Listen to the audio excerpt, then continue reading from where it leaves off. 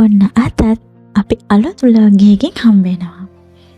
අද අපි හදන්න යන්නේ vegetarian noodles. මේ තමයි අපි කපාගත්තේ එළවලු ටික. ඊට පස්සේ මේ තියෙන පොල් තෙල්.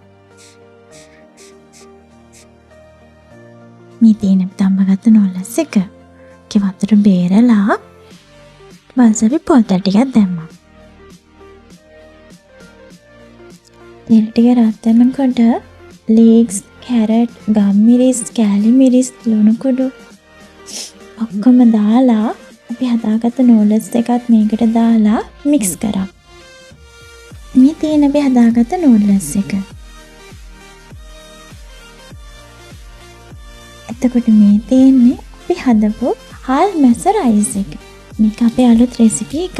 මේක ගැනත් වීඩියෝ එකක් ඕනේ නම් කමෙන්ට් එකක් දාගෙන යන්න. ගෙන් එන්නම්.